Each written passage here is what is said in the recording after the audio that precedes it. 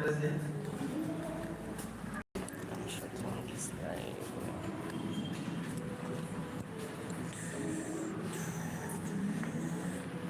Can I place it anywhere?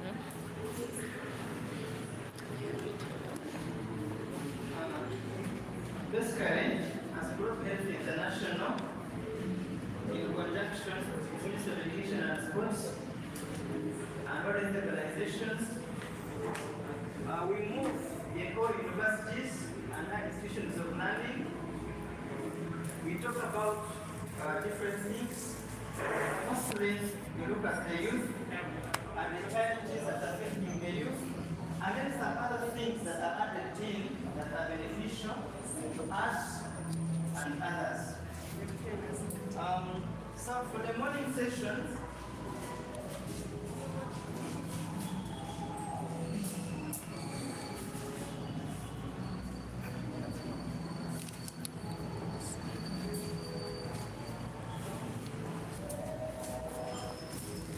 as Global International, basically, we look at different issues that will affect the youth. And then in our sessions, as we are moving around, we found out that research was affecting very many students, and also decided to include it in. We shall look at management of emergency and infectious diseases, education and counseling and guidance. And I know some of you never looked at one of those ones. You have to look at COVID-19 challenges and how you can manage them. And we also want to look at one of the programs that are raising mostly universities, which is drug abuse, drug and substance abuse. How it can be prevented and how it can be eradicated. And there is another dangerous behavior that has come up in most universities, which is suicide. Today, I was reading the Daily Monitor. A student from KIU yesterday committed suicide. She was a medical student. So we talk about suicide. Because we know now the pressures are so much when you reach at the university, how you can avoid it, how you can identify it, and how you can really help someone whom you feel might be committing, might be having any intent of committing suicide altogether. So the question I always begin with, since we basically deal with the youth, who is the youth? Who is a youth?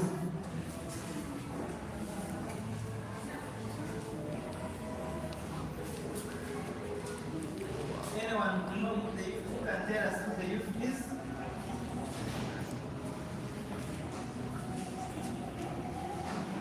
Okay. How many of you are youth? How many of us are youth?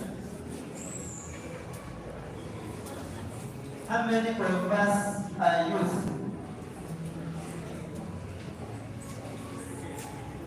Huh? Okay. Who is a youth?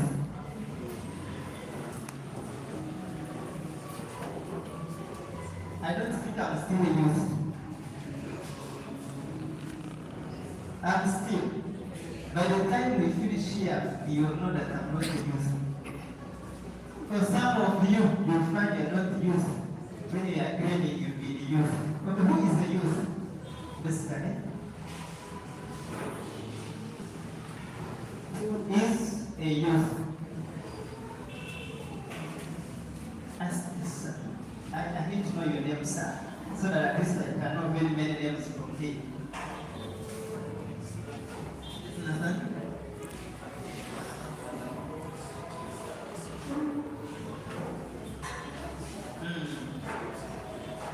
Okay. Nathan is saying a youth under the Ghana Constitution is someone between puberty and 35 years of age. Thank you, Nathan. Anyone disagreeing with him?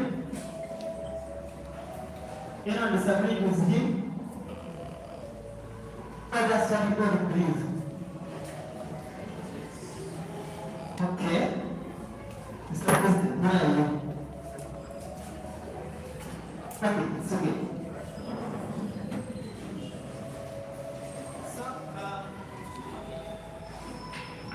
we shall see the youth period. That's the period between adulthood and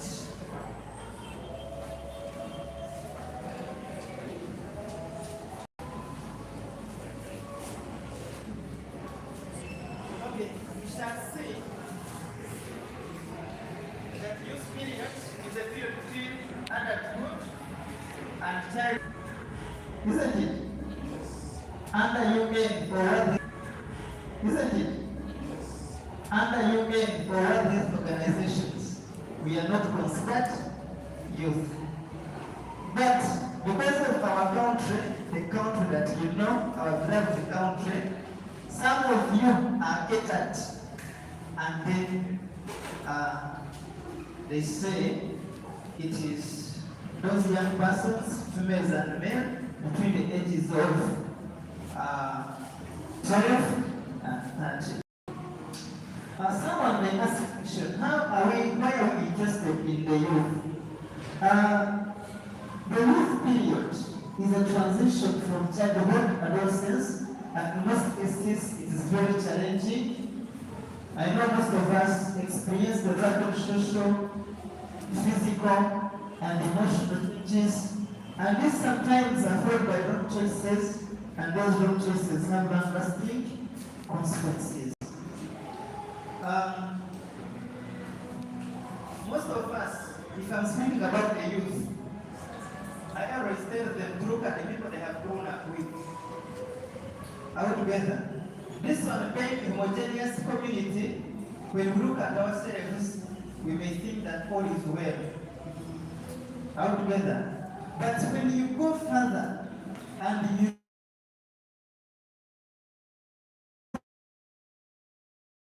small cities we come from, we find that there are some youth out there that made some choices, and those wrong choices had long-lasting consequences. And in most cases, these long-lasting consequences are called risky behaviors. And what is a risky behavior? It's anything that puts the youth at risk for future negative consequences like poor health, injury, and death. So, when a period of transition, it is a period where we have to make choices. And some of our friends, or even some of us, make wrong choices, and these wrong choices have long-lasting consequences. And they do indulge themselves in what we call risky behaviors, and that's the risky behavior. It is anything that puts the youth at the risk of future negative consequences, like poor health, injury, and death. So, I would like to hear from you. Most of us are youth. And if you're not a youth, you went through what we call a youth period.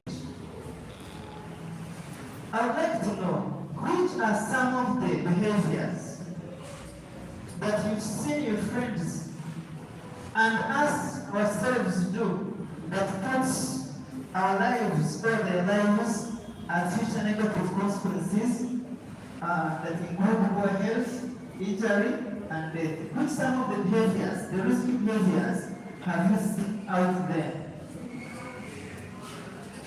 Some of the behaviors that you've seen out there.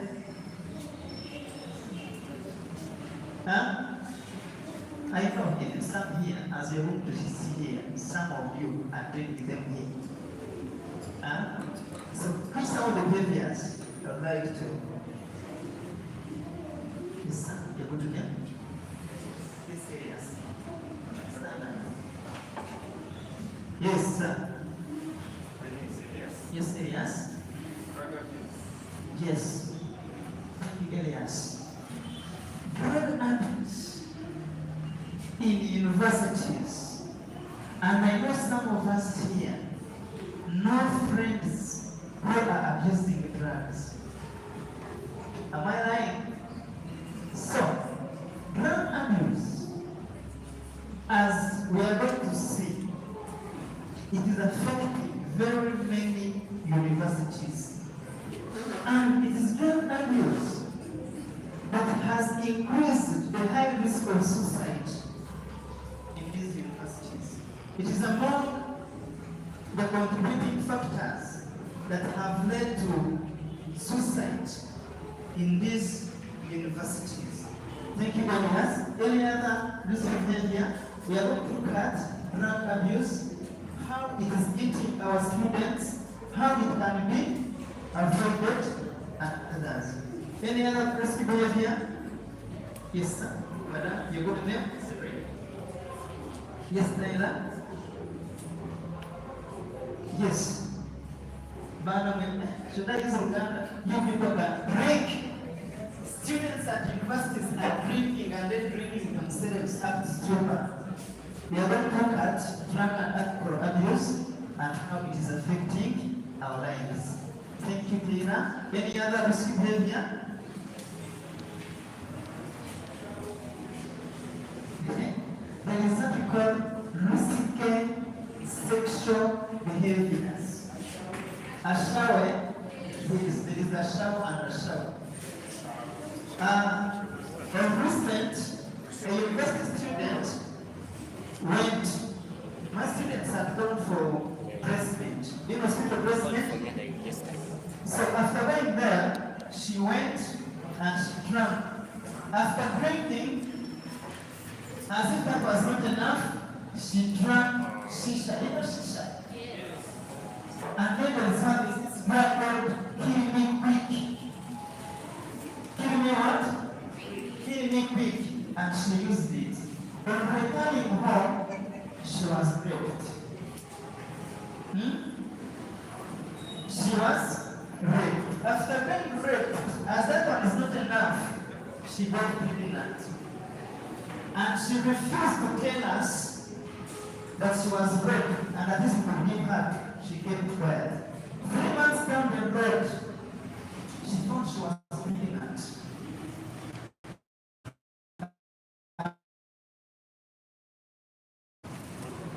So, in that process, she said, I don't bear a child whose parents I don't know. She did an abortion. And it became septic. You got me? By the time she was brought for hospital and good enough, I was the one on night shift by then. She was already gone. We looked at her and we did hysterectomy.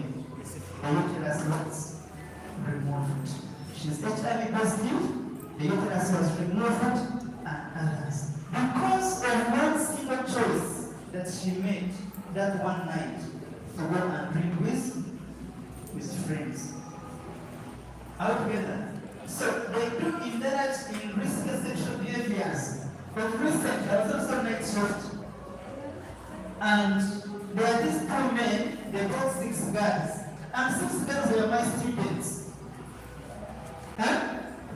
6 girls were my students. They came for HIV. 2 men. 3. Huh? So they went into the lab, they did the HIV test, and then I was the one delivering the what? The results. Good enough, they were all HIV negative. But that man, I know him. Every weekend, he brings in new girls. Every weekend, new batch of what? Of girls. And these are the guys that will have money. Huh? She drives this new brand cars. She drives this new brand cars. So when the girls see him, they die inside. And he asks them free.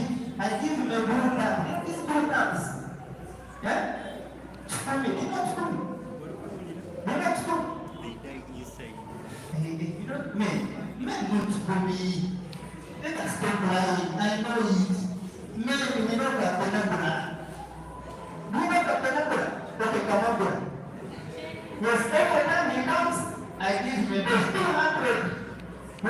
So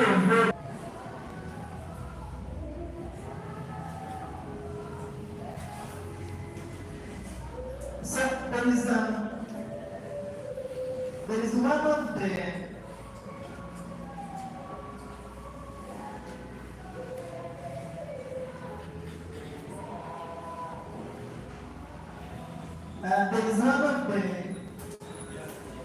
I don't know.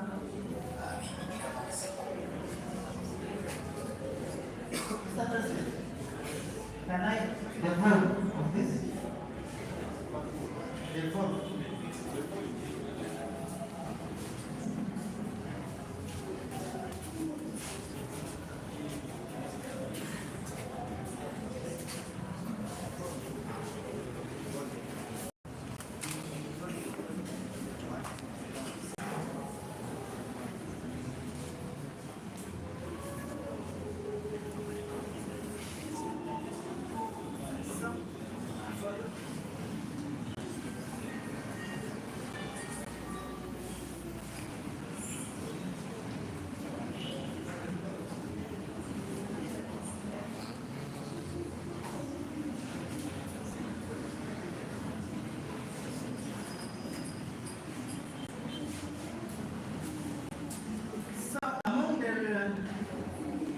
The problems that are affecting us, the youth, and different students in universities is drug abuse.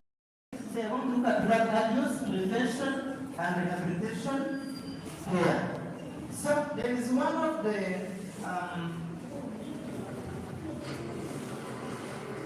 abenyigira mu nze gw'okutunda n'okusaasaanya ebiragalalagala bino bakifuula kizibu ddala okumanyiko okugwekulwa.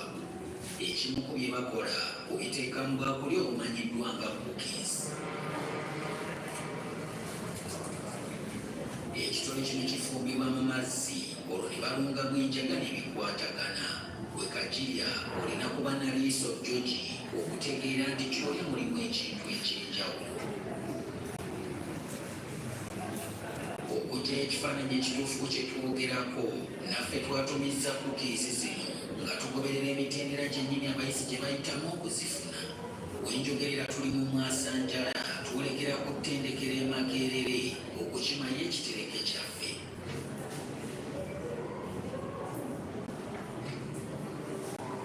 Wano we tutuuse ebifaananyi byabadde byakubbirira. Kye tuzudde ku bukukiisi buno enfaanana yaabwo yanjawulo ku buli obwa bulijjo.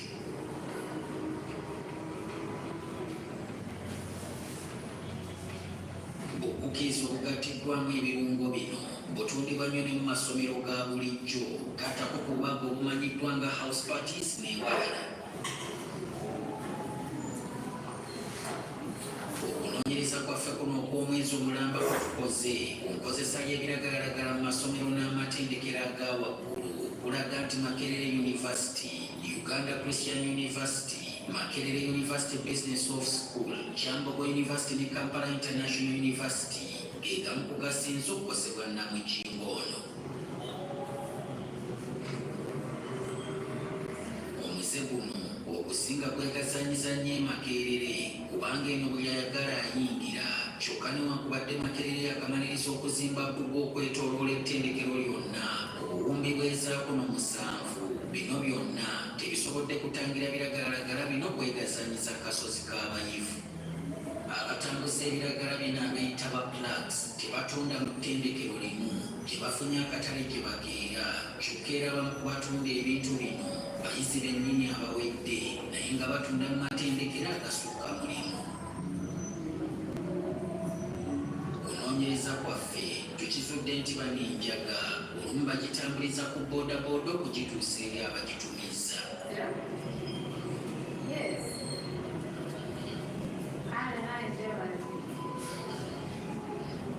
Sorry? I almost sound like it. I can't see you. Yeah. Okay. Abayisa abatunda enjaga eno batubuulidde nti basinzira dda amatendekero kumbi gonna. Some people have taken it to themselves to make this hub of medicine or drug access protections. One instance I was in Chikodi and I visited one of my friends and I found like the neighbor had been kicked out of the group and that's why the problem had told me he had some hot flowers and in them he had planted some weed.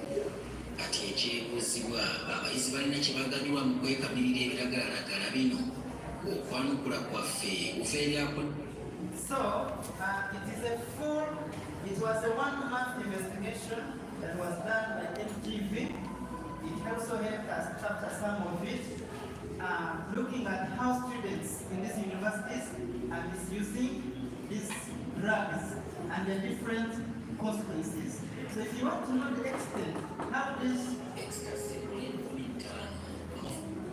how these drugs are affecting or have dug deep into universities, you can search NTV on drug abuse in universities. You'll find that there is a very big problem that is happening in our universities. So we have different family drugs that are abused.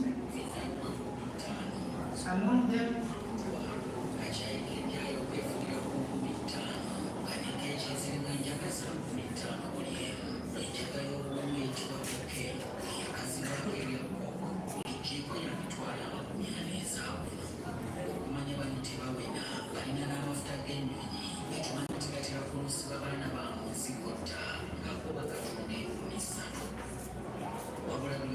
so those are the different drugs that are being abused in universities, and we are going to look at how they do access them, the different examples of these drugs, how it's affecting them in their lives and others.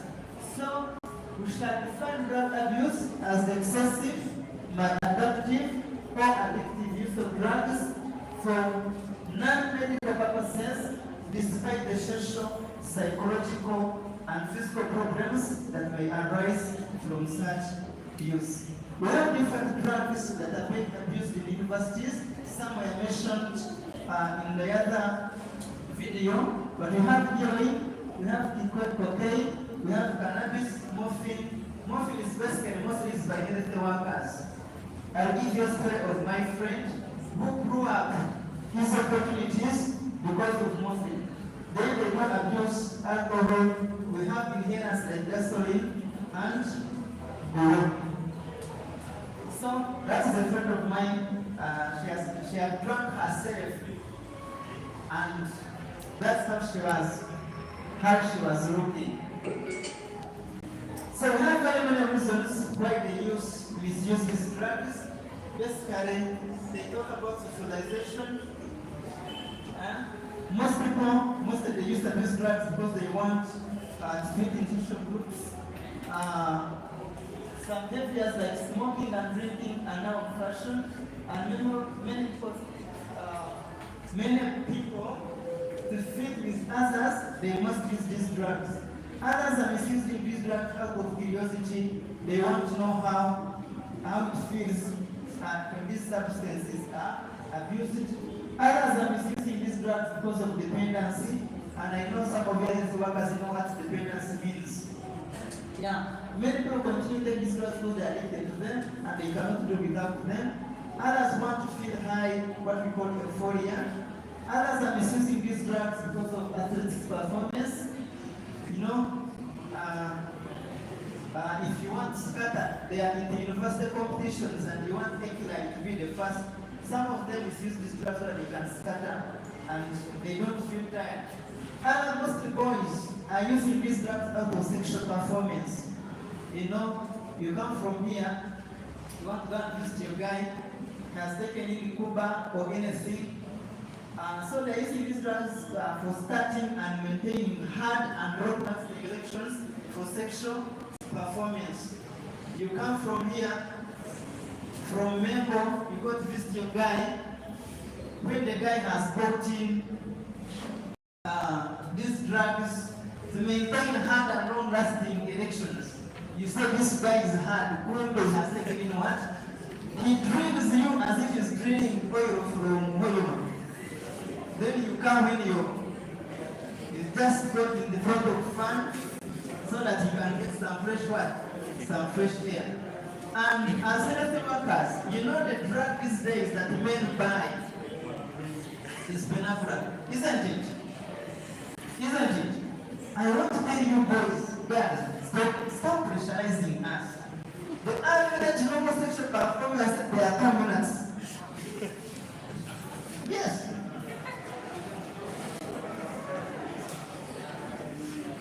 Girls, stop pressurizing boys. The average sex duration is how many minutes? 2 minutes. So if a man can finish 2 minutes, congratulate him. Upon good job paying, done. But because of pressure and social media influence and podcasts on TV, they start telling you the good man should last for the 12 hours in the bed. What? Hey.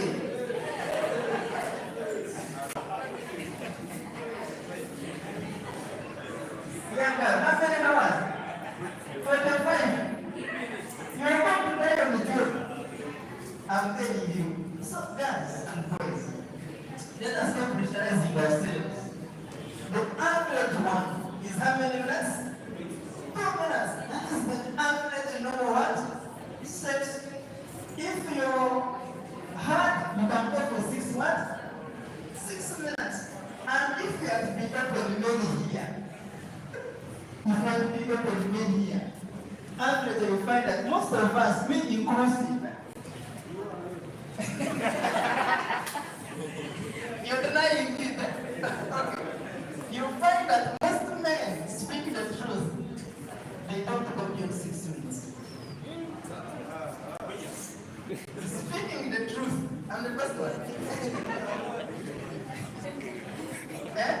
They said maybe first round. Okay, can't maybe first round, I shall say. Okay, but these drugs are being misused because of sexual performance. Others do use them in psychological programs, lack of self-confidence. You know, when you're still young and you want to attack a young, beautiful girl, you take something to go and face the what? The battle for bravery and others. One of my friends was asked why he was misusing drugs. That's what he gave.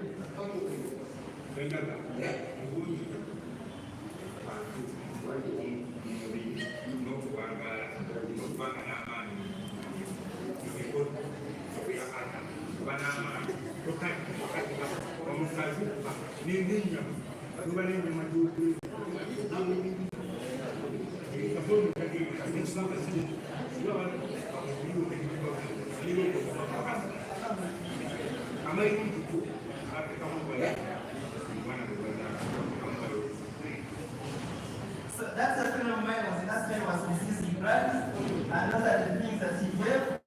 Others are misusing drugs for social learning, for fun and recreation. Others are misusing these drugs because of idleness. And some youth, if you want to rebel against their parents, school authorities and others, they end up taking in something. Someone shows you a gun and you look at it as if it is a pen. And then you get you shoot me when you're pointing at the what? Do you think someone who gets a gun and looks at its gun point and then thinks that its head as it at his head, do you think that person is normal? No. In most cases, these people are under the influence of these drugs. Others are using them due to risk and gratification, misinformation, and media influence. You know, I want to tell you, the real customers of these drugs and this alcohol are not put on advertisements, isn't it? The real customers of these drugs and alcohol are in your deep villages. You find someone who is 20 years of age, looks like a 50-year-old man because of these drugs. So if you want to know the real customers of these drugs and others, you go to your villages. You find someone has been taking these drugs you will know how these drugs can affect someone's life. Another friend of mine who we studied together in primary, and when he reached 30 years, he died. And then Dad called me, and he said, we are going to bury this person. I asked him, you mean he has died? He said, no, he did not die yesterday. He died 20 years what? 20 years ago. My dad tells me that sometimes people die at 20 and they are buried at 50. So the moment you find you're indulging yourself and you're wasting yourself away, you've lost your vision and you've lost anything that you look at, you've already what? Died. So please, tell your young siblings and tell your sisters, don't die at 20 and you're buried at what? At 50. So different drugs are different roots of this substance use. We have heroin, we have snorting. You know snorting? You know snorting? Then we have others who smoke these drugs, others who inhale them, others inject them intramuscularly, others give intravenous injections, others apply them onto the skin, and others put them under the tongue. That's what we call snorting. So after snorting, that's how you look like.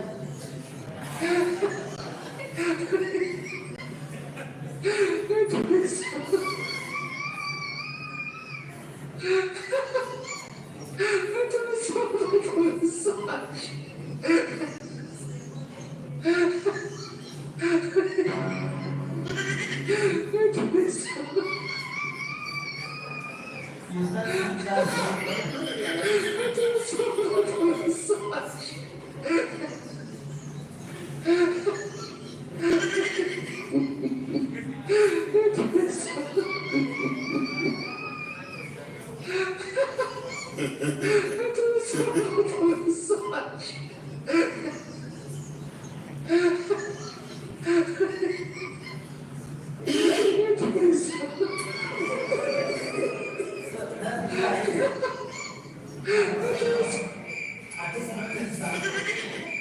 and that's how you So the most problem that comes out of this substance abuse is what we call addiction. And what is addiction? Addiction is also called substance use disorder. Is a disease that affects the person's brain and behavior, and leads to one's inability to control or use of illegal or illegal drug or medicine. Or you can explain it as a compulsive, chronic, psychological need for a habit-forming drug substance, behavior, or activity.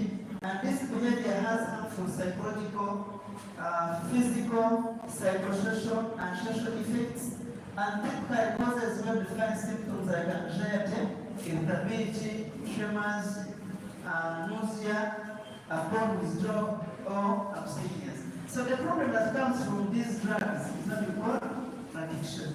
And most people think that addiction comes on one day. Addiction is a process. We are going to look at different stages someone goes into to reach into addiction. So this addiction goes into 4 stages. And I know most of us are in either one of the stages of addiction, but we don't know. So the first stage of addiction is what we call experimental use. And then after experimental use, we go to social use, we go to instrumental use, and then we go to compulsive or what we call addictive use. So what is involved in each? In experimental stage, this is the first stage of addiction. And during this stage, people will use the substance out of curiosity or peer pressure or some right form of passage. Here, there is no behavior or emotional change, and substance use is contained. So if we are here And we know we've never used any drug of abuse. We are in our first stage of what? Of addiction. If we know some of us have ever taken in alcohol, have ever used cocaine, have ever used marijuana, we are on the first stage of what? Of addiction called experimental use. The second stage is what we call social use. And in social use, here drug abuse is basically to be associated with social events and for acceptance in these societies. For example, if we have birthdays, most of us bring in alcohol, isn't it? We have house parties. You know house parties? Even the mayor. House parties. And what happens in house parties is alcohol and substance abuse. There is this girl of research in Kenya.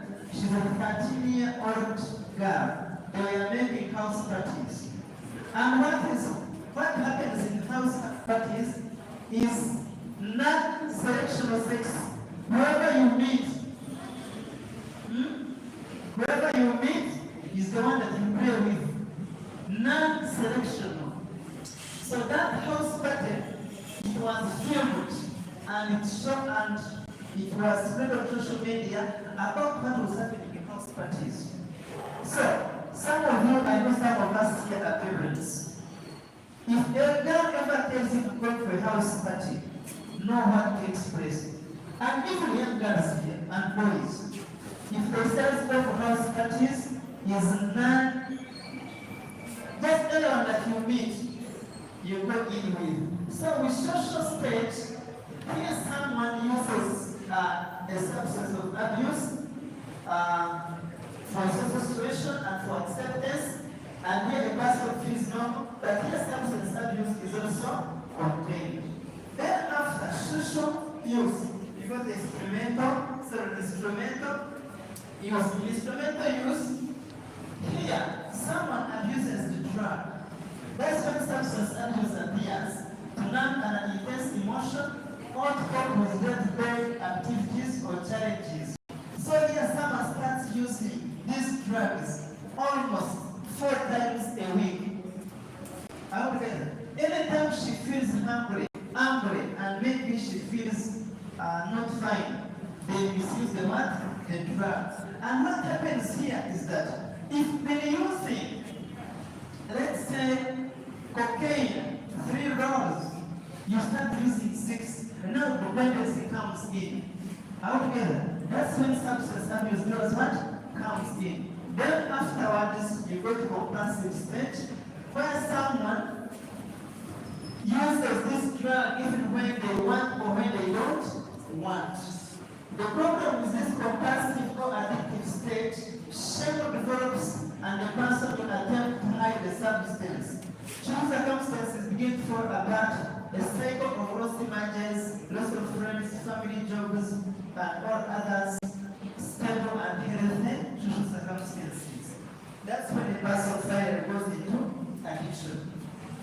I had a friend of mine, we finished together. After finishing school, we started working. But she was addicted to morphine. And then afterwards, he started working in a certain hospital. He was being paid, but he was taking morphine 4 times a day. 4 times. For him to work, he had taking morphine 4 times a day. So you go to the sheriff, there is no morphine. There is one time, the client paid money, around 700. He put it in his pockets to go and buy that. And buy morphine. They tested him from the job and he had a blackout. Now he's in Otanica under rehabilitation. Okay. So it's something that we begin with as slowly by slowly, it eventually affects our lives.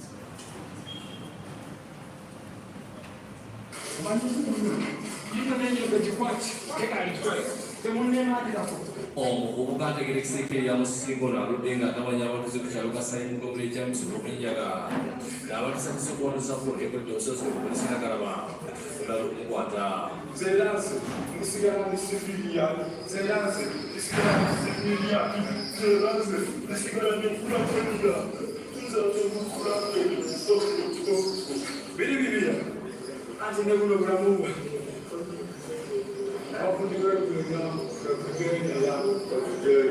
ayogedde ebitakolagana n'okuyinjaga embisi yamukutumye ng'agamba nti emmere gyalina okulya Sagala chapati. Sagala kulyaki.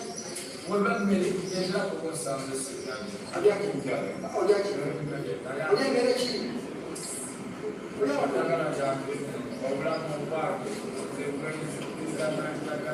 abasirikale babusiku basobola kumutumulira nga bwe kyanga n'okubagamba nga waza kwatuma enfunda eziwera abamuyimbula Amanyike emikira kigambo nkovu. Tuzuddaku bya nkovu. Kuba kubatukako. ku kino agaseeko n'okuyita amannya ag'enjawulo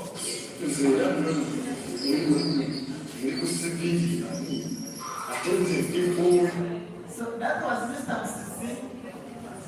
He was one of the, actually, he became like how you saw in the video. You know, when you read about the science of addiction, it involves two hormones, serotonin and dopamine. Because these are the two starting hormones. But we all know that if serotonin is the one that is responsible for normal satiety, but dopamine, or how to call the feel good hormone, is the one responsible for extreme satiety. So if one takes it more of these drugs, dopamine is the one that is in control. And you find that they will lose appetite for food. But you find that many drug addicts, when you take food, it is the dopamine that says no, now you're satisfied. But you'll find that people taking these drugs are no longer taking in food. Why? The drugs they do take, the effect they have. Your husband and is addicted to these drugs. Sex, forget about it. Why? After him taking these drugs and has been addicted, and sex, dopamine cannot be stimulated by sex, isn't it? It is dopamine that is stimulated. Forget about sex. The satisfaction he gets in taking these drugs is more than that one he gets after having sex with you. That's why you find that these people, you find them complaining that the husband is no longer visiting me. Why? Because they are using more of dopamine and serotonin has been suppressed. That's the sense of addiction. What could be the benefits of drug substances to individuals and the community? We have exposure serious diseases like HIV. I gave you an example of one of my students. Most students who use these drugs, in most cases you find it in class, they're the ones that take low grades. These students do miss classes. These students do drop out of school. There is financial stress because these drugs are out. In the other video I showed you, ecstasy is bought at 400,000. Imagine if you're using it one per week. How much money will be spent? So these drugs bring financial stress, there is legal stress, they do weaken the immune system. And in most cases, these drugs cause physical injuries. There's a scenario that I do remember very well. I was in my third year, and we are having a friend, we are coming from the same village. One time, this guy was government sponsored, but he would tell parents that he's on private sponsorship. So, one time the girlfriend came to visit her. You know these girlfriends that are well made, eh? You understand boys when I do like this? He was coming that side of Kazomba. So when he came to visit him here, they went to the club and the bouncer left the car. On leaving the car, he started telling her some words. This boy came to defend his territory. He was pushed and he hit his head onto the pillar and he got intracranial hemorrhage. Surgery was done, blood clots were removed, but this person became a zero. So we had a father in the village. We took care of him after 3 months, we took him back where? In the village. The father, upon seeing him, he cried. And eventually committed suicide. On the suicide note he wrote, I sold my cows to take a cow at school. Do you know your father selling cows to take a cow at school? So this, yes, the girl left her, even the girl now is married. So this guy in our village where I come from, is used as an example. Was a very bright guy. Most of us here are very bright. But in most cases, used as an example of someone who destroyed his life. If parents are taking these children to school, they go and visit his what? His friends. And said, if you go to school and you don't focus on studies, you will eventually become like him. A person who had a future, a guy who had a vision, he lost his future just in 1 single minute because he went into drugs and abused his life. The guy he was fighting for is now married with 3 children and very happy. So for me, if I go with him and I fight for you, I first save my legs. I first save my what? My legs and my life. So in most cases, these drugs lead to physical injuries. Some students are expelled from universities.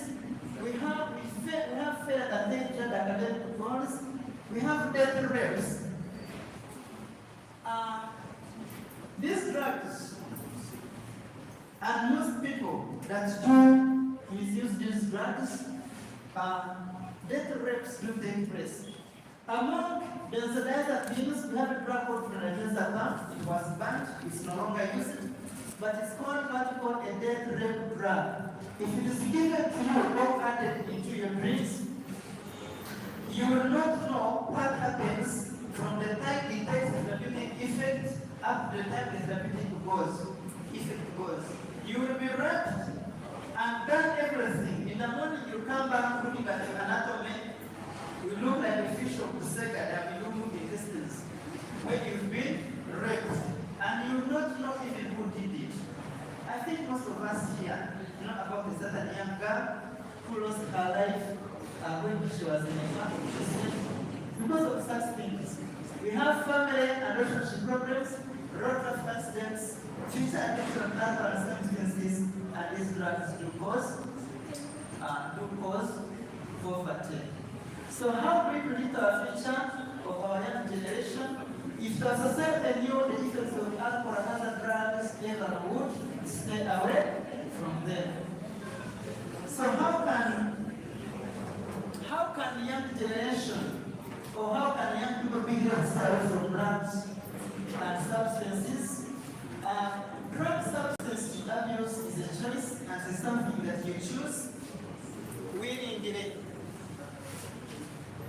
So, and if it is a choice that you do make, we can choose not to abuse them. And then most people don't know the effects of these drugs, but at least for us, we've been writing. So what we do learn today will help us make better choices in the future. And so how can we be held safe from these drugs? Admit that we have a problem. You find that most drunkards, they don't admit they are addicted. They will tell you no, we are still under control. So if anyone knows that he's under addiction, let us admit that we have a problem, and the first stage to healing is acceptance, isn't it? The first stage to healing is what? Acceptance. Once that we accept there's a problem, we can look for a solution. Know the triggers, e.g. these emotions, social situations, and if you know that these triggers, you can eventually avoid such situations. Avoid places where these drugs are being sold and they are available. You know, if you know that you're good at buying people, you know, men, those who buy, you know, those men who buy, and you don't have a problem in buying, for example, prostitutes. You avoid such places. And if you know that there is these drugs, avoid these places where these drugs are sold. Surround yourself with people who matter and who don't misuse these drugs. And let us learn to cope with stress without misusing these drugs. Let's be strong and stand for our rights. And let's become an ambassador of positive change. I know most of us may not be using, but wherever you go, you can become an ambassador of positive change. You tell people that drug and substance abuse is a problem. Don't try so hard to understand the view of others. Stand on your own and seek help. Seek what? Seek help. If you know that you're having a problem, go seek help and you will be okay. Out together. Let's not allow another drug to in our future. We have to act very fast because the future is in our what? In our hands. My dad used to tell me that what you do with your hands determines how your future is going to look like. Out together. For boys, if you use your fingers to do certain things, and just know how your future, that's how future is going to look like. As I'm ending, I want to let people know that for those who are lost in drugs, I just want you to know that recovery is not for the faint heart, but for those who are brave enough to give it a try. So, if you want to recover, you need to get a strong heart so that you can try to get out of addiction. And addiction may have taken our past, but let's not allow it to take our future. Let's try to build, because the better life, the good life that we look for is another side of drug-free life. Let's stay away from these drugs. They do a lot more harm than good. Thank you for listening.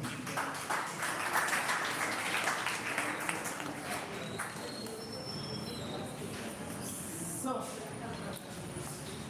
if addiction or if drugs are taken our past, let us live so that they don't destroy our future. All together.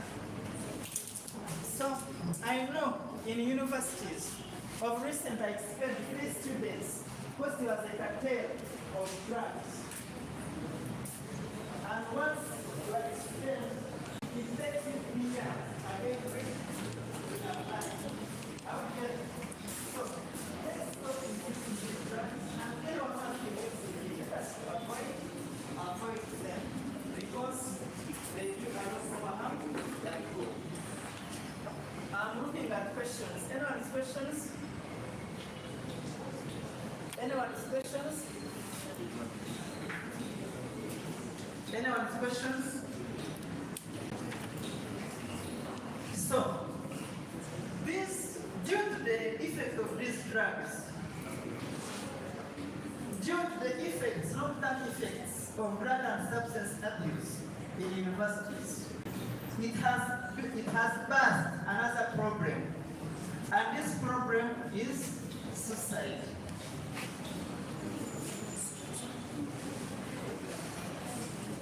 Suicide is on increase in universities. I began by telling you that yesterday, as we are speaking, a student from KIU committed what? Suicide. Every day, at least in universities within Uganda, there is a suicidal what? Attempt.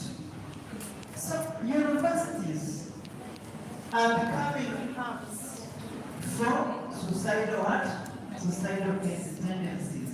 So let's look at suicide, what it is, how can we identify that one is going to commit suicide, and how it can be averted. Picture you see, it's not Photoshop. Huh? It was taken by one of the students. She was in Mitiana. She was doing degree free. I think certificate. She harmed herself due to different reasons. She went to visit the boyfriend and found a friend with his boyfriend.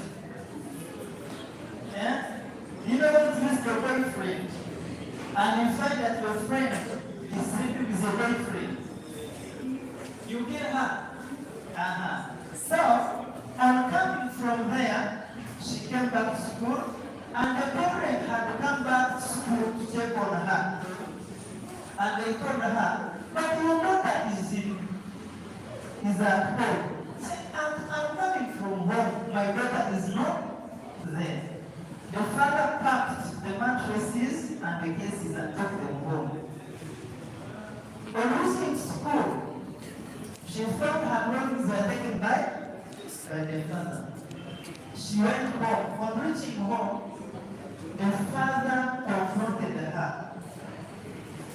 The stress she got from his boyfriend's place, plus the one she got from school, plus the one she got from home, she decided that this one is not best for her, and she committed suicide.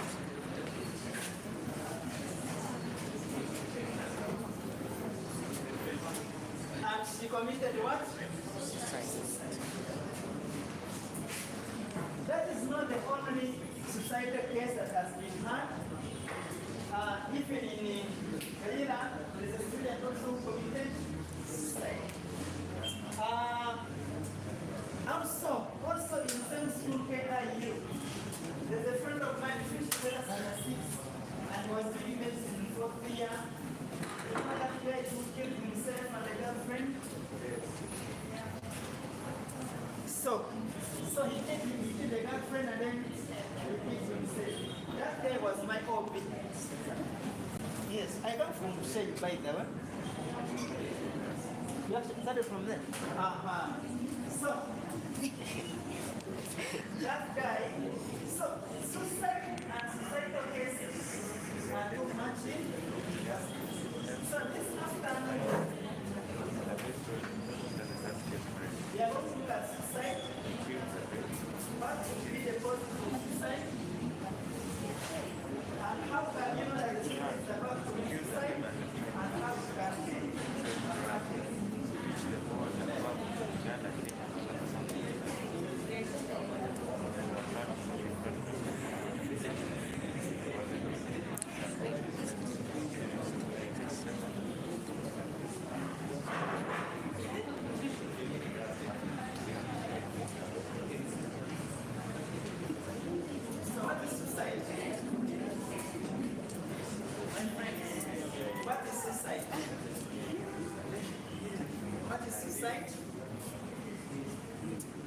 suicide?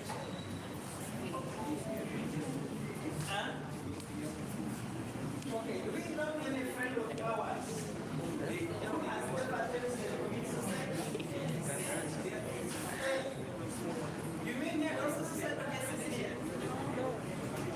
Okay, I know they are there, but we don't speak. So suicide, basically, is an act of death that results from injury caused by self with an intent of dying. The moment injury is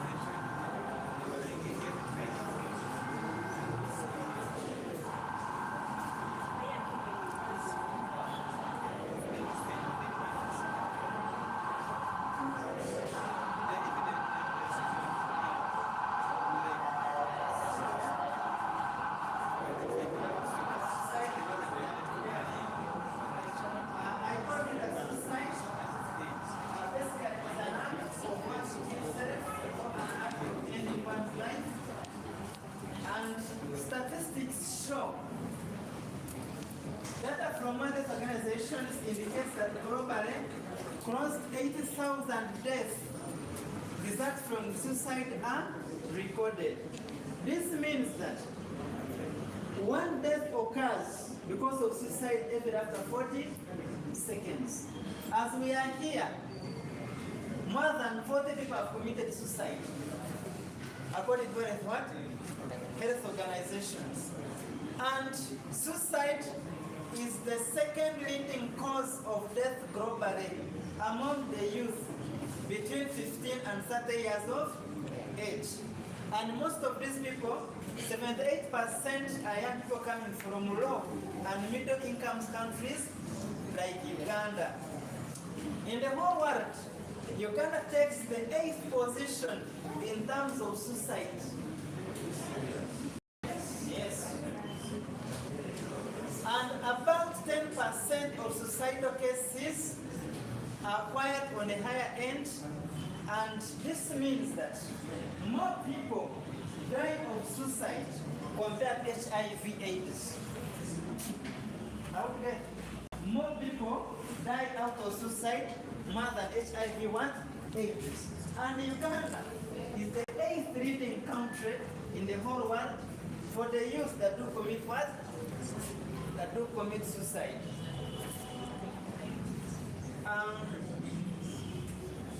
So we have very many reasons why people do commit suicide, but basically they are grouped into three. Others commit suicide because they want to rest. The one has squeezed your balls, the one has squeezed you, and you feel you need to rest. They end up doing what? Committing suicide. Others do commit suicide because they want to give relief to others. Yes. There is this young girl, she had done year 6, and she not performed well. And then the parents used to tell her, the future of this family is in you. Have you heard those statements before? The future of this family is entrusted in what? So this girl did senior 6, and she could not score the marks that the parents expected out of her. I know most of you went through senior 6, for some of you, and know how to challenge it is. Is it? So, when they started backbiting her, the girl said that she was unworthy to live. To give relief to parents, she ended up committing what? Suicide. And others do commit suicide to punish others. You've got your boyfriend and your friend, you feel back your boyfriend is by committing suicide. Or you've got your girlfriend with other things, you said be at peace, I want you to commit what? Suicide. So what are the major reasons why people commit what? Suicide. We have some risk factors that cause one to suicide. The male gender, the sons of Pharaoh, are at a higher rate of committing suicide compared to the daughters of Eve. The daughters of Eve, the ratio of 3 to 1. The reason is that for us men, we are taught not to seek for help, isn't it? The Magana have a saying that a man dies as a man, as a man. So in the process of not seeking for help, they end up committing what? Suicide. The daughters of Eve do suicide more. Why? They do attempt, but they cannot do what? Do complete. But men die more of suicide compared to women. We have depression. Depression is also a risk factor among people that do commit what? Suicide. We have prior history of suicide that is going. If you have a girlfriend or you have a boyfriend who has never attempted to commit suicide, you run. Because that girl or that boy will eventually commit what? Suicide. I have an experience like myself. I was in the first year, I had a girlfriend, and she had suicidal what? Tendencies. Anytime she would get angry, she would tell you, I'm going to kill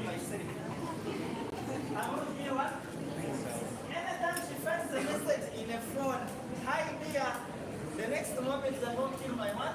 Myself. One time, she tried it, but I avoided it. So I said, now I have to let the strategy to not to what? To scatter. So after some time, I scattered, of course. The boyfriend took over from me. She was a very beautiful girl, but with a beautiful problem. She was a very beautiful girl with a beautiful what? Problem. So this friend of mine took over. 2 years down the road, 2 years down the road, the girl committed what? Suicide. Out of a simple what? He found a message from a sister. From a what? A sister that did not know she was a sister. A very beautiful sister. Said no, it's really cheating on me. The boy spent 3 years in a prison because they thought he had given the heart. I would say, imagine 3 years that taken all his life. So, if the woman or the man has history of suicide, please do what? Run.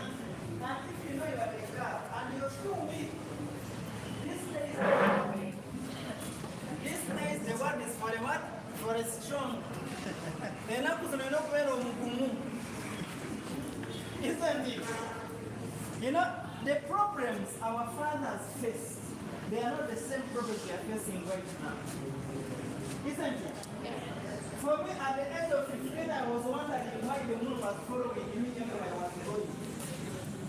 But right now, you find a girl of 15 saying, Abasajamba, men are dogs. Now you wonder, by 15 years of age, you are saying men are what? Men are dogs. So the challenges that the children are facing, and some of you are parents, you must bring your children when they are very what? Strong-hearted. This one, these days are not usually what? They're weak. Okay? I think, you know, right now the challenges we are facing are two what? Are two men. That's why many people are in church. The problems are two what? Are two men. So we have the premise of society account. If someone has ever attempted suicide, please, they need to be talked to. Family history of violence, and family, you know, for you who are parents, or who are planning to be parents, my dad told me the best gift you can give to your children is loving their mother. Isn't it? The best gift you can give to your children is loving their what? Their mother.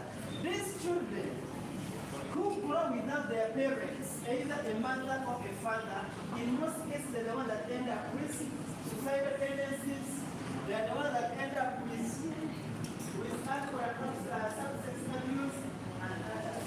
So, if you're going to find a girl right now, make sure that you're standing by her at all ends. Altogether, because family violence has also contributed to different cases of suicide.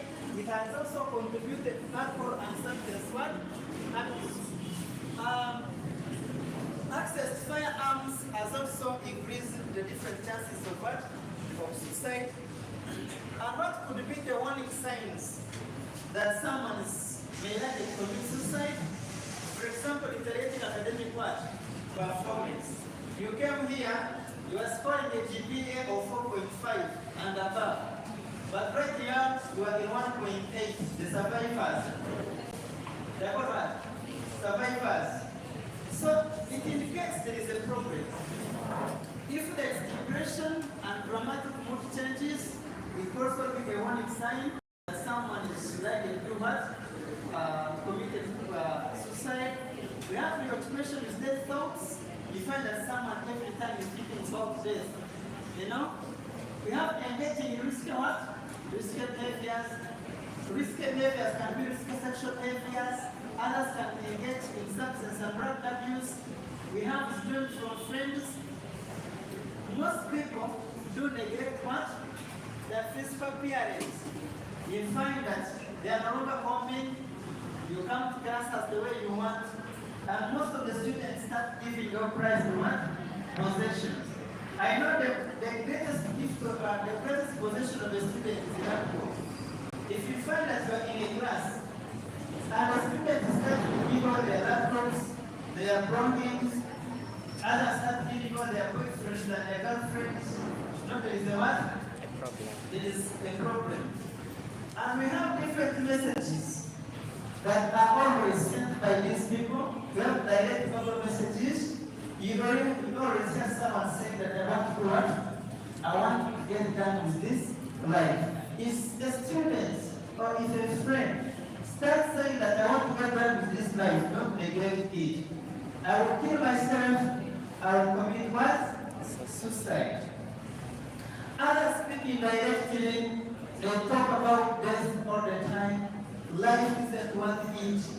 You do much better without me. Don't neglect what? Such cases. Others will be specific. They will tell you, I have written my what? My will.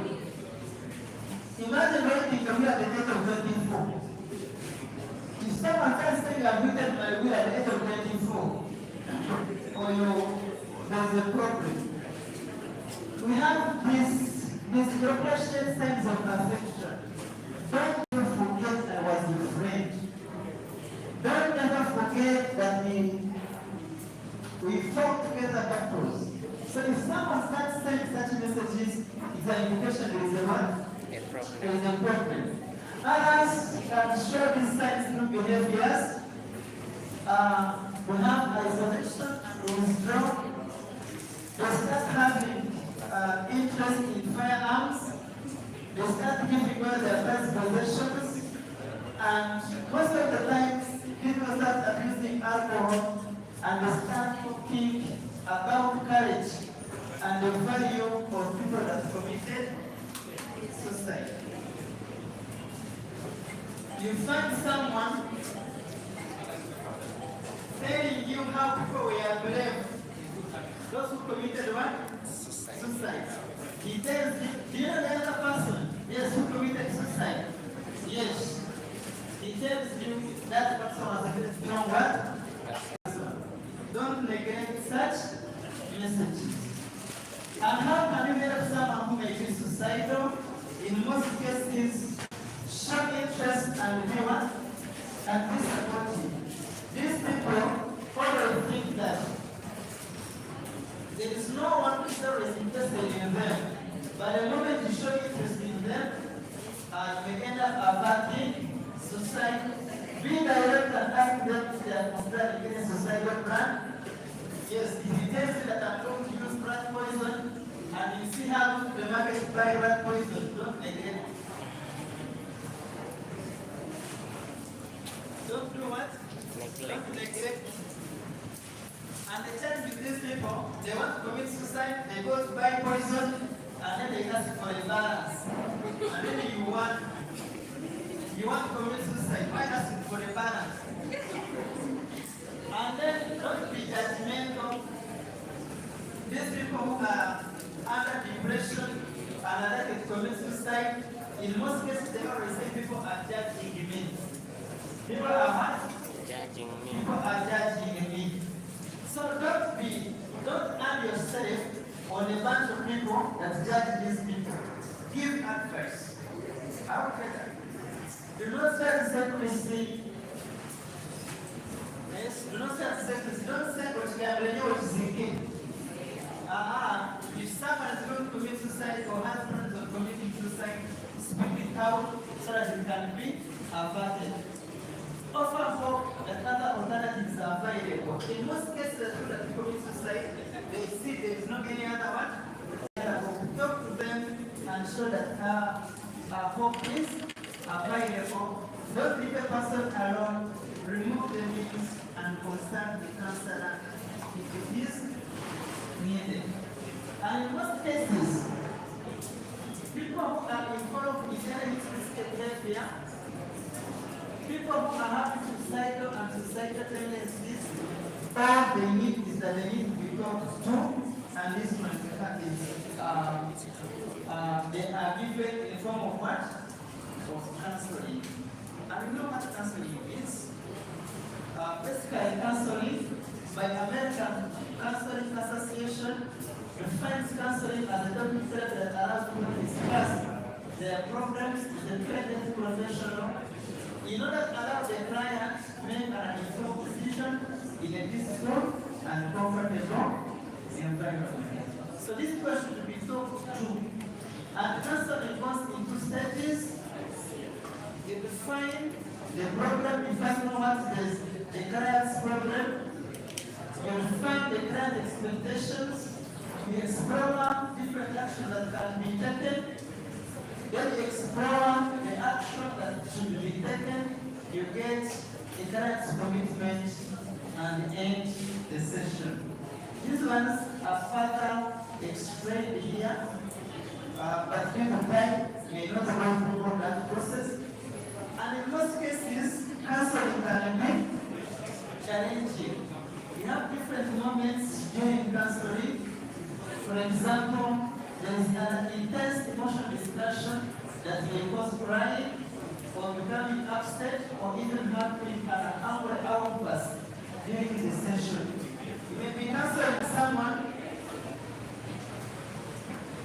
they tell you part of their story, you start crying. As you're crying, the person you're counseling is also what? Crying. So in such cases, please do avoid it. The counseling session is an exhausting session. You may end up feeling physically exhausted. And counseling can be challenging in cases of these patients who are persistently late or absent without proper explanation. Clients who indulge in consumption of harmful substances are also challenging. And clients who pose a threat to themselves and others are also challenging what? Clients. So how can we manage difficult moments? In times when there is crying and there is an emotional breakdown, stay calm and be composed. That was do something. I know when something is being disputed, you may not take note what is being said.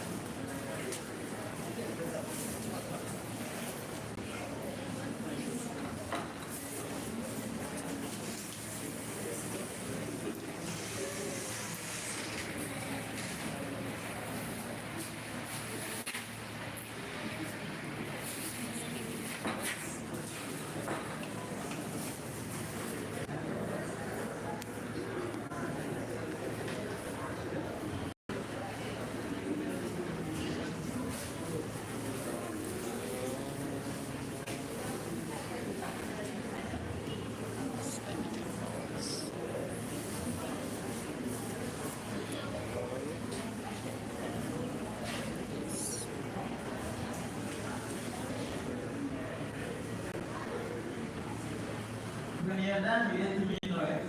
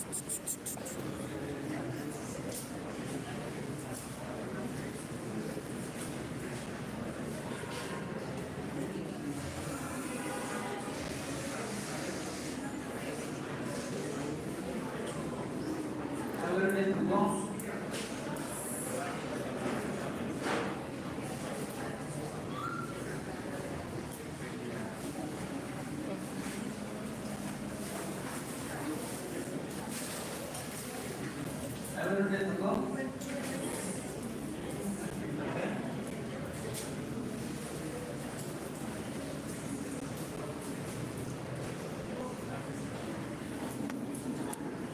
So I say that counseling session can be an exhausting session with different challenges that can be found there. And we have three strategies if you are counseling any patient, how to avoid such circumstances. In most cases, if a counseling session becomes hard, you need to stay calm and be composed. Remain calm and composed even in the face of challenging what? Situations. Maintain empathy and understanding even when the client is resisting or struggling. Use active listening skills to ensure that the client feels heard and understood. Seek supervision or support if you find the counseling session is becoming hard for you. And most cases, prioritize self-care and engage in activities that promote relaxation and stress reduction. As I'm ending this session of suicide, I have a message that I always give to people. And my message is anyone who is hurting, it's not a sign of weakness as from help. It's a sign of what? Of strength. And when my students are leaving school, they have a lot of expectations. And I always give them this message that I hope that you find a life that you're proud of. And if you find you're not, I hope that you find strength to start all over again. I want to tell you, you're going to think most of the people who come here, they are seniors. Eh? They're the ones who have worked before, isn't it? And I know we all know how hard it is to get money, isn't it? And around 3 years ago when I got done, I thought in the first year I would be driving. In the second year I would be married. In the third year I would build. In the fourth year I would go back to school for further studies. But I found that Kubaraundi, Binadamu Four, are we together? Kubaraundi, it is what? It's different. So, even if you find that you're not living the life that you're proud of, let us always find strength to start all over again. Let us not indulge in suicidal attempts. Let us not indulge ourselves in drugs and others. And my last message is, no matter what you're going through or what you're going through in life, never commit what?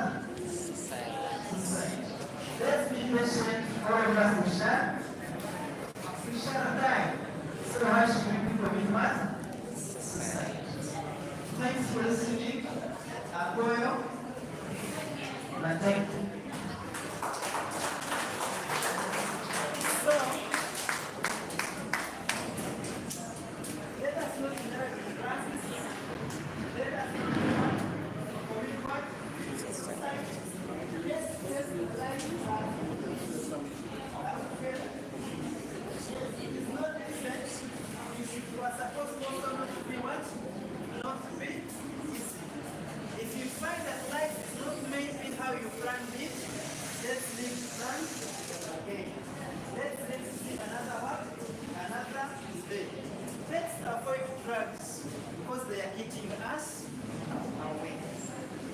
Thanks for listening. Any questions? Do you have any questions? My question is, I understand often was done with the government, or withdrawn from government health centers, but now it is sold on pharmacies.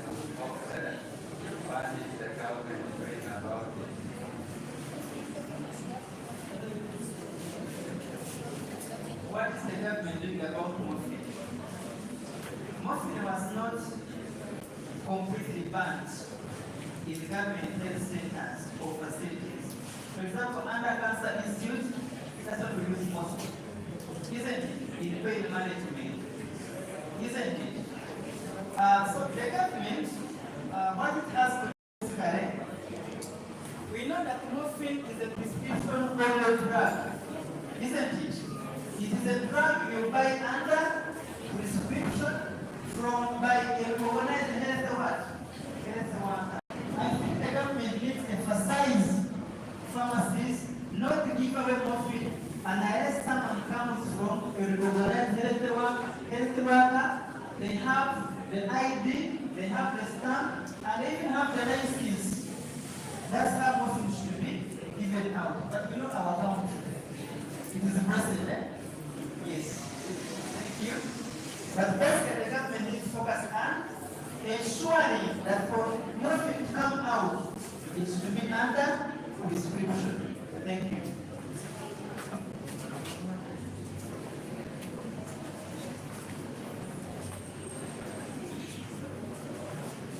Those of you who don't know me,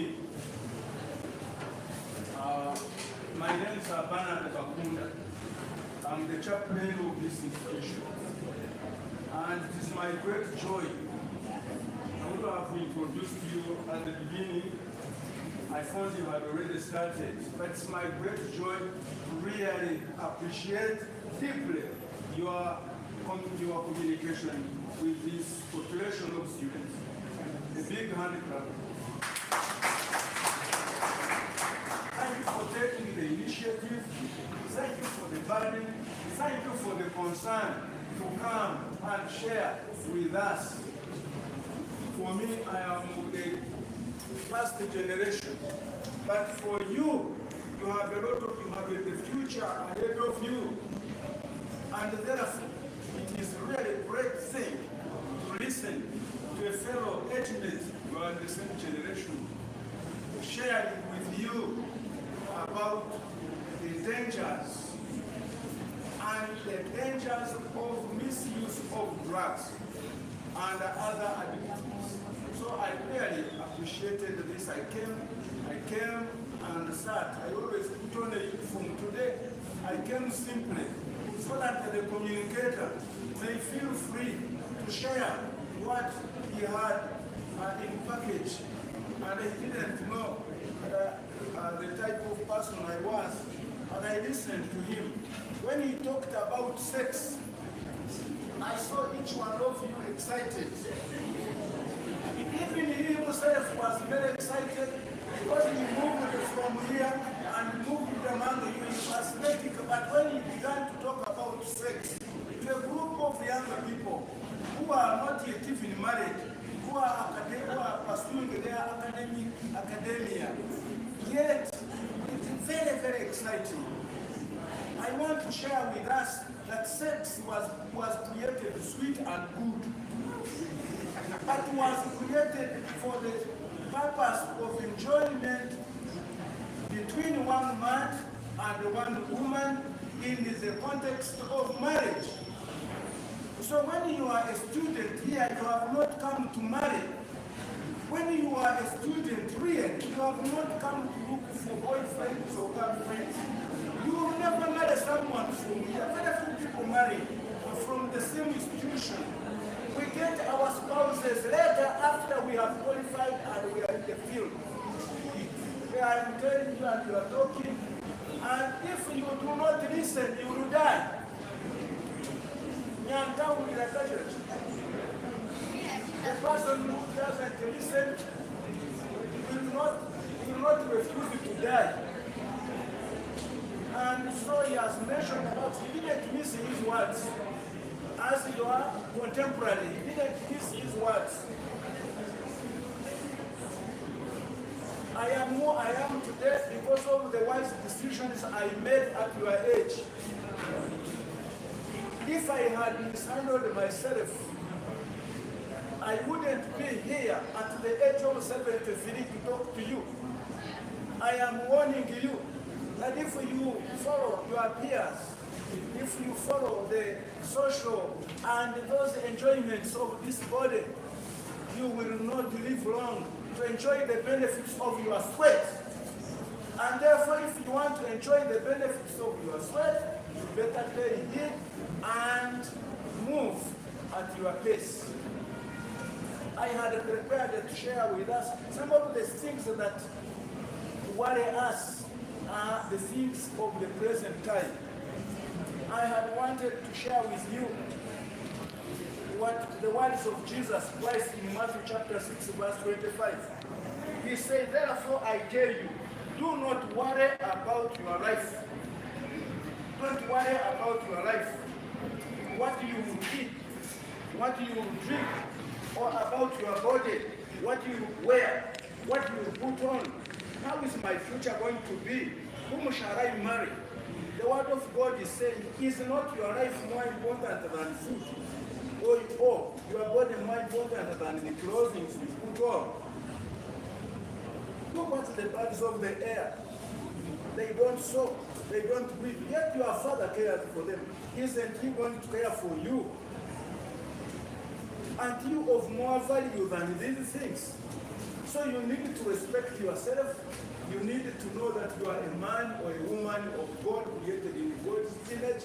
Walk with your body high. You don't need anybody to tell you you are beautiful. You are already beautiful. You are already handsome. So you don't need makeups. Be yourself. I'm here to tell you that you be yourself. Honor yourself. Respect yourself. If you don't respect yourself, no one will respect you. You saw some of those pictures of people, they are trying to be somebody. What is that to be anybody else? They want to be powerful men. No. Be yourself. We can't be the same. Living things vary. You can't be like any other person. Be yourself. And be proud of yourself. Walk with your head up. You are a child of the King. But you need Jesus Christ in your life. And then he says, and why worry? And then he says, your Father in heaven knows what you need. So trust Him, depend on Him, pray to Him. So he says, seek first the kingdom of God and His righteousness, and the rest will be added to you. So, you want to enjoy life in future? Seek first the kingdom of God.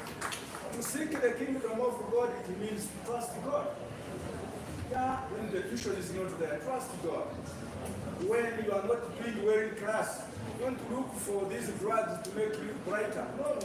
Trust God who created your brains. He has the ability to help you to remember what you studied and to concentrate and to give you life. Our lives depend on God. And therefore he says, all these things will be added to you.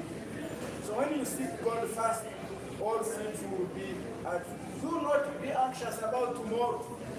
Live tomorrow for itself, but of course you have to plan.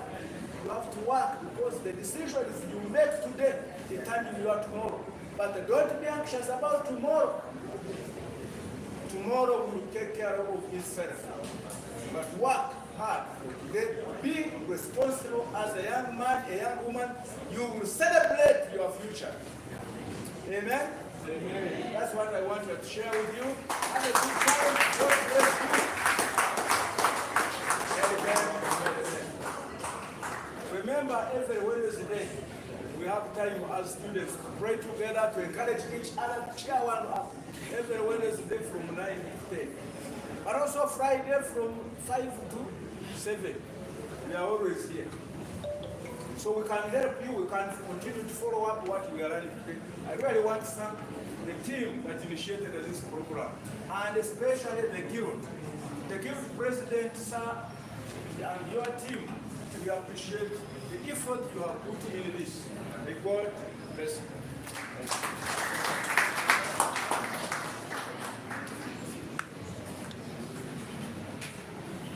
Thank you so much, Reverend, for your addition.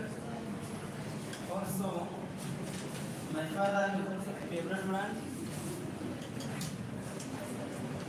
Mr. Bakonda, my father is also a reverend. Things are okay. Okay. Another challenge is we need to look at movies around 25 minutes since you had the workers. I want to go deep into this, but I want to tell you that as we all know, the HIV rate is now increasing, is on the rise. Are we together? Are we aware of this? The rate at which HIV is rising is increasing. Our government has suppressed it, but right now we don't know what is happening. From recent studies, we are saying that almost 1,000 girls per day in that side of Umbalana, they get affected with HIV. And some friends have created the Umbalana HIV page on TikTok. So, we need to know that HIV is on the what? It's on the rise. And we need to know what to do. We need to do whatever it takes to make sure that we avoid this problem. Are we together? We are going to look at just simple facts because I know most of us are health workers, so I want to go deep in this. We are going to know about just basic facts or simple facts about HIV. Do you have that group in this school? During our classes and campus, we have the group called Akongaria. Huh? You know that group? Is it here? We even had, they also had a committee. So when these guys would come, we would sit and say that one I can eat it. This one I can eat it. But the question that comes now is that you can eat it, yes, but you don't have HIV status. So in most cases, before you eat, and everyone said we should not eat. We should first know the HIV what? Status. We know that HIV is human immunodeficiency virus, and the virus that causes AIDS in human what? Babies. And we also have simian immunodeficiency virus, is an HIV-like virus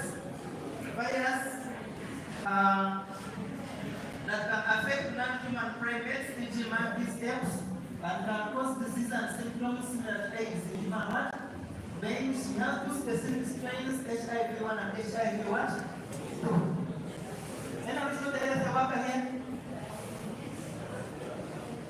You know the health worker?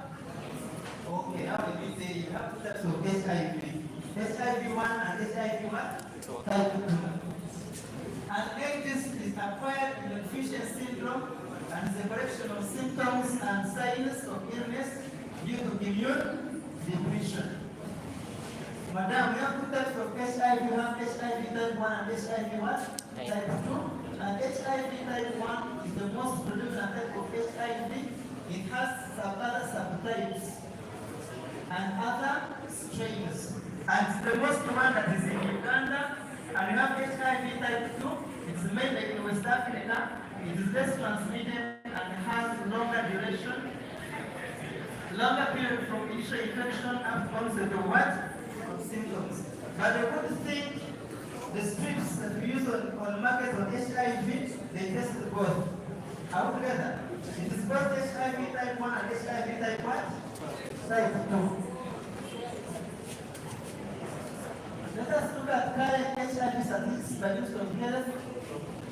Between the prevalence rate between 1549, and this one was made a year ago. I think I need to update it.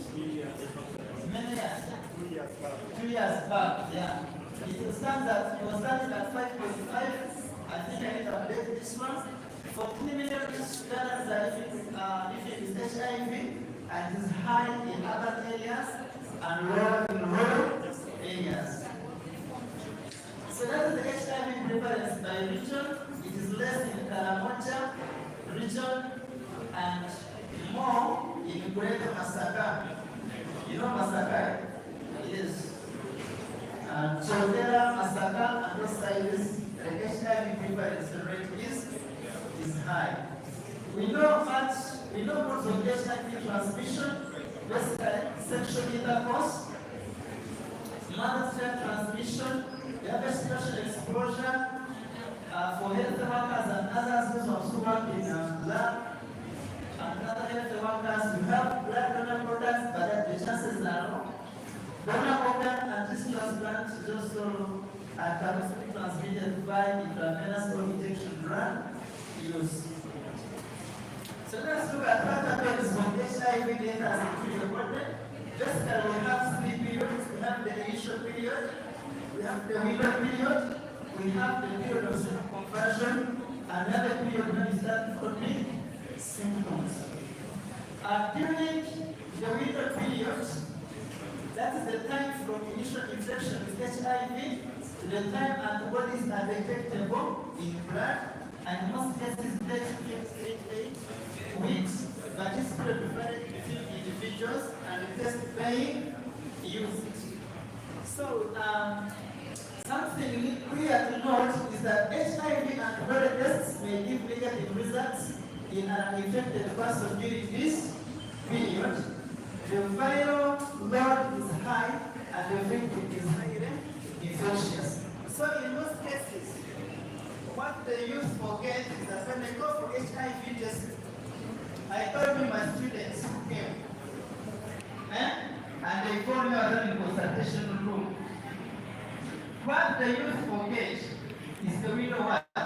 Is the window period. So basically, if you go test with your person, after the first test, because we saw that in window period, HIV antibody tests may give negative results in an infected person. You may end up, they may give you negative results when the person is what? Is infected. And the person is highly what? Infectious. So wait for another 3 months and then you can go for a second test. So we have the period of seroconversion, that's the change from non-detectable antibody test to detectable antibody levels. And this marks the end of the window period, and in most cases the patient is presenting as respiratory symptoms, and the symptoms are short-lived, and the patient becomes well within 24 weeks. Now, after the period of seroconversion, you start developing what? Symptoms. And these symptoms and signs don't develop in stages, stage 1, stage 2, stage 3, and stage 4. Since you're health workers, you know what is involved in these stages. How do we prevent HIV? Reverend has said that you should abstain from what? Those who are not married, you should abstain from what? I know some of you are laughing at me. You're saying that is for primary kids. Isn't it? But abstinence is the best part? Medicine. Then we have be faithful to your what? Your partner. Boys, if you have one partner, this is the most piercing and piercing everywhere. You should avoid it. Isn't it? Use the condom and use it effectively. Don't use it in the morning and afternoon you don't use it. Then circumcision for what? For males. Then I was not circumcised here. Boys, that one. So you're not circumcised.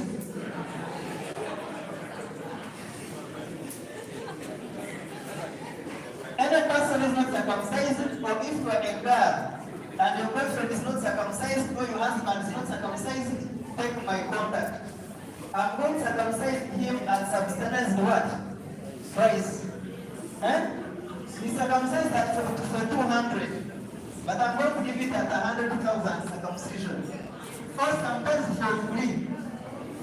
If you know that you have a husband or a boyfriend who is not circumcised, please encourage him to do what? To do circumcision. And if HIV positive, please disclose your sexual partner and you take your blood test every day. How does circumcision in males reduce on the rate of HIV transmission? How does circumcision in females reduce the rate of HIV transmission? I'm waiting to hear from you. How does circumcision reduce the rate of HIV transmission to males?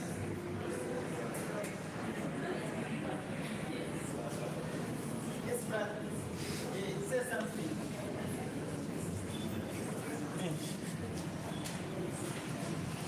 It hardens the skin of the gland. Yes. Speak up. These girls can listen.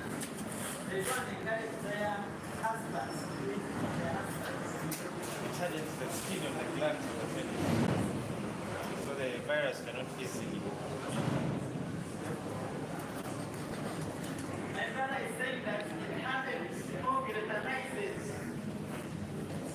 the part of the mat of the grand spills, in that there are reduced instances of wear and what? And tear. Altogether.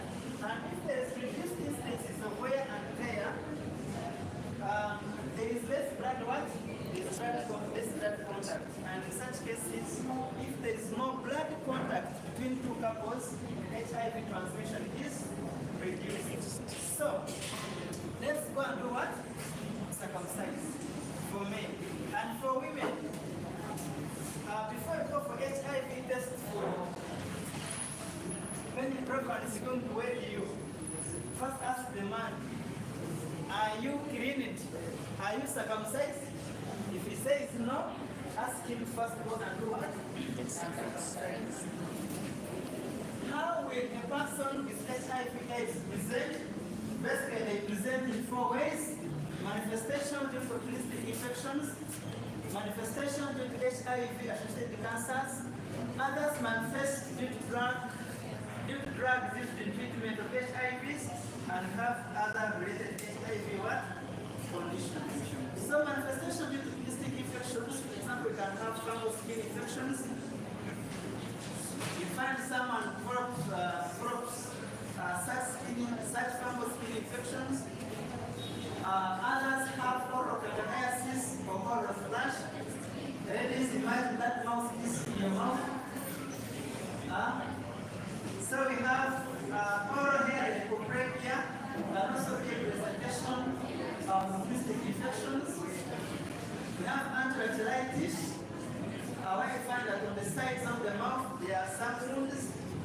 We have mixed infections within the what? Within the mouth. And I'm telling you, these things you don't see them because you don't know HIV immunity. Those who go for art clinic, they know what is happening to them. We have secrets, virus, and also the presentation of HIV.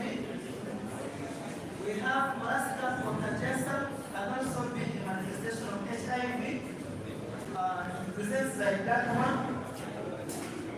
Yes, we find someone's eyes are normal. We have Suta, the nyash. The nyash has been eaten away because of HIV. We have generalized skin rash. Your girlfriend comes to visit you and she tells you, please switch off the lights. I'm not what I come in bad. I'm not the one when lights are on. Forget she's hiding this. The moment she says switch off the lights, please add on 2 lights. So that you can escape. You find that you spend the night with someone's happy imagination looking like this. For those who buy mostly, you know these prostitutes, they try to make sure the face looks nice. The face looks nice, and maybe the legs that you can see. Other parts may find them looking like that one. So make sure that you can know this is a nice skin rash as an opportunistic what? Infection. Others can present with bleeding of the skin. Others can present with cancers, for example, Kaposi's sarcoma, affecting the legs and the lymph nodes. That is also Kaposi's sarcoma. These are cancers that come out of, mostly they present in stage 4 of HIV. We have lymphomas, We have squamous cell carcinoma of the eyes. That one is also a presentation of HIV, mostly in stage 4. That is also Kaposi's sarcoma of the hands. Kaposi's sarcoma is the infection of the veins, but it manifests on the skin, and you find someone looking like that. So these manifestations can be due to drugs used in treatment of HIV. We have the nevirapine rash. Nevirapine is one of the drugs used in treatment of HIV. Someone can take them and you find it draws the rash. We have Stevens-Johnson syndrome. It's one of the side effects of one of the HIV drugs, where the skin peels off and feels as if it is burnt. That is how also HIV manifests. Drugs. Anemia can be caused by nevirapine. You find someone has yellow eyes. We also have stomach can cause anemia, causing backfire. We also have staphylococcus. Staphylococcus was removed from ARVs that are given due to that side effect of fat man disposition. You find someone is having a heart secondary to staphylococcus. We have also body fat, in most cases caused by protease inhibitors. Someone who ends losing fat and they find them running like that. We have other HIV-associated conditions. We have psoriasis. You find someone still looking like that one, and also have HIV hosting syndrome. That person you see is not halfway. Is having an HIV hosting syndrome as one of the associated conditions due to HIV. In most cases, people are affected accidentally. You can be raped, or you can go to visit someone, and you end up doing something that was not planned before, and maybe, and I always tell young guys, don't visit a man if you know you're not ready. I would tell you, don't visit a man. Don't visit a man. Because these men you see here, when they are inside the room, they become animals. Am I like men? The innocent papa you see holding the Bible. And the mama, you go for this house prayer. Don't visit a man if you know you're not having any other intention. But sometimes people are infected accidentally, and the remedy lies in what? In PEP. PEP is post-exposure prophylaxis, and is a short course of HIV medicines taken very soon after post-exposure HIV to prevent the virus from getting hold of our body. So if you're infected accidentally, please let us do what? Let us access PEP. Don't die. Let us access PEP. You'll be safe. Reverend, if they come to you for counseling and someone has been raped, the first question you ask, has he taken PEP? Reverend, are we together? PEP is the course of drugs that if when someone has been affected within 72 hours, you can prevent HIV from getting hold of what? Of the body. When is PEP taken? It's taken only in emergencies. Don't take it. There's a health worker I know, he has PEP at home. When he sees a caretaker, that is it, you understand it? He first eats, and then after eating, he tests. He has made it his remedy. So please, PEP is not raised in what? For emergencies. And she should be used in the hours. Who should take conspiration exposure? Those that have puncture needles, those who cut themselves with surgical blades. We have sexual exposure, those that go under sexual assault, condom effectiveness, and those ones having unwanted sexual intercourse. How effective is PEP? It's very effective, but not 100%, and it has average, it has been administered as soon as possible. And my last advice that I always tell girls, let's say, may the good Lord Light the candle, ignite the path ahead of us as we live, fulfill our dreams. I want to tell you, HIV is back and HIV is. Before you go in with anyone, first know their zero what? Zero status. And may the good Lord have mercy upon this mankind. Thanks for listening. May the good Lord bless you. We shall. Someone asked here that some students feel glad he was going to parental negligence and guidance, and how possible would they be guided from this situation? If you find that you are a victim of the situation, let it not be a death sentence, isn't it? Some of us, we are born from broken homes and we are not guided. But after you mature and you start receiving information, don't remain a slave, isn't it? If maybe your family there was a lot of violence and family breakdown, and you know that drug and substance abuse is bad, don't be a slave, isn't it? Let us not restrict ourselves and get out of it. May the good Lord bless you. We have one more session after lunch. We shall do it immediately starting at 2 p.m. We shall have one. How many of us are doing research? How many of us are doing research? Yes? You don't believe this semester? So we shall have a step-by-step guide in research proposal and research report writing. It's just a simple one. We shall go through it so that it can help you next time when this research comes. But students always spend money and pay people to have research done. But this a very easy thing. So it's a step-by-step guide that can help us do our research without having any challenges. If there are no questions, I beg to call any leader to come and conclude this morning session. We go for lunch. And those who are interested in knowing how research is done can come after lunch and we finish it.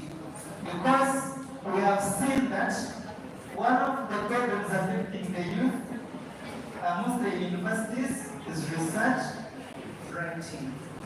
We shall answer different questions and we shall have knowledge how we can encounter it. Be present and stay present. Thank you.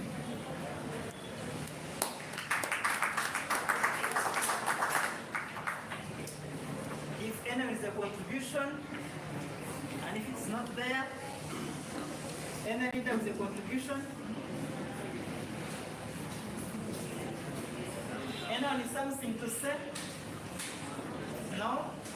Okay, let's go for lunch. Yeah, you have a question, sir? Yeah, I appreciate the session, and I think that after the session, see us as Yeah, I'm going to share them with you. Yes, sir. Yes, madam.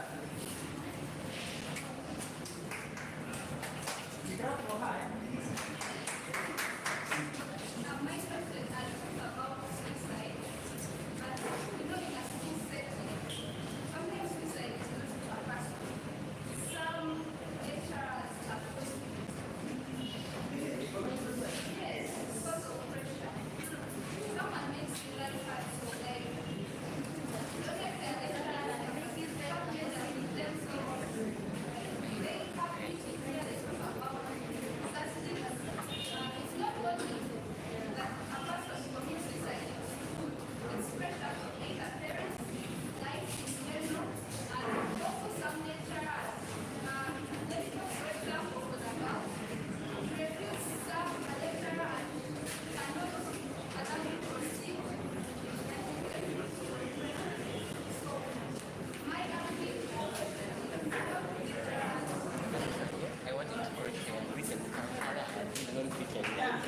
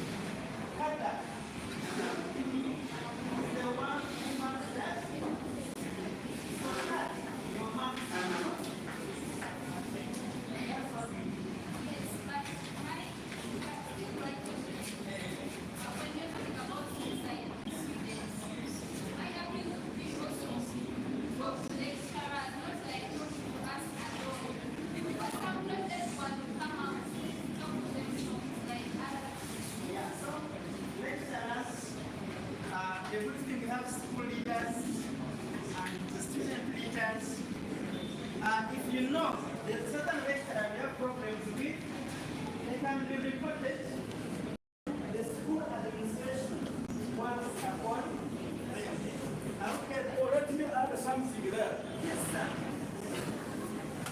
If you fear the administration, that's why you have a chaplain. Just report to me. Just report to me.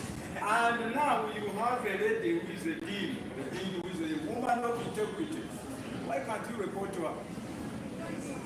If you have lecturers who have that tendency, just report, and we will not care about your name. And we will just deal with that person. You are blessed because this one is a Christ-centered institution. And so we will not tolerate such a lecturer. So please, if there is something like it, just whisper to me.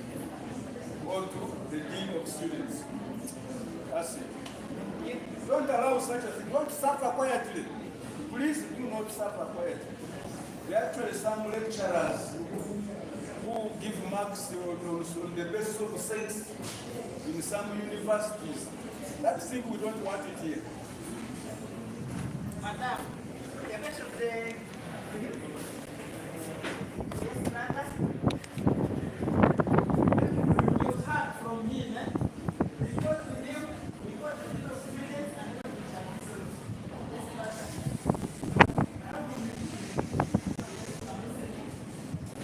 How can I help brother or friend who is addicted, but they don't believe that's then what are the 12 3 steps breaking the habit? You say that it's going to tell the brother, I told you that these people, when they are addicted, they are diseased. And any disease leads in most cases, some people that accepting that they are addicted. We have in the education sector, and we have these people who talk to people who are addicted. You can say something. Say to them, they are addicted. I have a friend of mine, the doctor, Dr. Poniero, not so that these people who are addicted. You can give me a call, or you can give me a call, and say to them, yes, there is not much sorrow. You don't think that it's you who sees them and see that everything. The steps for breaking addiction, it goes into steps. Most of them, the first step is isolate them from any drugs are sold. Then after isolating them, you take them to the rehabilitation center. They are given a principle. Yeah? They are given a drug. Let's, for example, you've been taking a certain drug to sleep. Altogether. We can give you diazepam. You do what? You do sleep. As much as you attain your sleep, diazepam has no addictive effect. Addictive effect. Altogether. So in the long run, we go tapari reduces the dose of diazepam, and after like 6 months or 5 months, the person comes out when they are fine. It's a journey. It's not a one day.